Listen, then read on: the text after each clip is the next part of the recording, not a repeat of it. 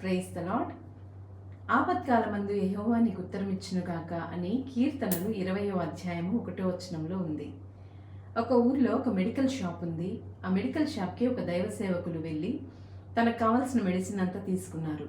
తీసుకున్న తర్వాత ఆ వ్యక్తికి డబ్బులు కడుతూ నీకు ఎప్పుడైనా కష్టం వచ్చినప్పుడు యేసయ్యని తలుచుకో అని చెప్పి వెళ్తాడు. అప్పుడు ఆ వ్యక్తి నవ్వుకొని ఊరుకుంటాడు.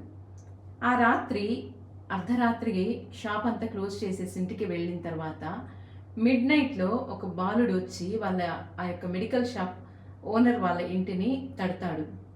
మరి ఆ మెడికల్ షాప్ ఓనర్ బయటకు వచ్చి చూసినప్పుడు ఆ బాబు అక్కడ నిలబడుకొని, మా తల్లిగారికి భయంకరంగా కడుపు నొప్పి వస్తుంది, మంచి మెడిసిన్ ఇవ్వండి సార్ అని అడిగినప్పుడు నిద్ర కళ్ళ మీద షట్టర్ ఓపెన్ చేసి తనకు చేతికి దొరికిన ఒక బాటిల్ని తీసి ఆ బాబు చేతిలో పెట్టి పంపించేస్తాడు. మరి లైట్ వేసి చూసుకున్న తర్వాత ఆ బాబుకి ఇచ్చింది ఎలుకల మందని గుర్తెరుగుతాడు. వెంటనే ఆ మెడికల్ షాప్ ఆ ఓనరు చాలా కంగారు పడిపోతాడు. ఆ బాబు ఎవరు, ఎక్కడున్నాడు, నేను ఇప్పుడు ఆ బాబుని ఎక్కడ ఎత్తికి పట్టుకునేది, నేను ఎలుకల మంది ఇచ్చానే అనేసి చాలా టెన్షన్ పడిపోతాడు. అయితే వెంటనే ఈ యొక్క మెడికల్ షాప్ ఓనర్కి ఆ దైవ సేవకులు చెప్పిన మాట గుర్తొచ్చి, యేసయ్యా నువ్వు నాకు సహాయం చెయ్యి అని ప్రార్థన చేస్తాడు.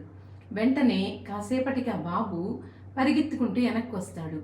అరే ఏంట్రా వెనక్కి వచ్చావు అని అడిగినప్పుడు అప్పుడు ఆ బాబు అంటాడు, అయ్యా నేను ఈ మెడిసిన్ తీసుకుని పరిగెత్తుతుంటే కాలు జారి కింద పడ్డాను, ఆ బాటిల్ కింద పడి ముక్కలైపోయింది, నాకు ఇంకొక బాటిల్ ఇవ్వండి అయ్యా అన్నప్పుడు వెంటనే ఆ వ్యక్తి వేరే మెడిసిన్ తీసి ఆ బాబు చేతిలో పెడతాడు. చూడండి, మనం ప్రార్థించినప్పుడు దేవుడు మనకి ఏదో ఒక రూపాన సహాయం చేస్తాడు. నీ ప్రార్థనకి జవాబు రావట్లేదని కృంగిపోవద్దు.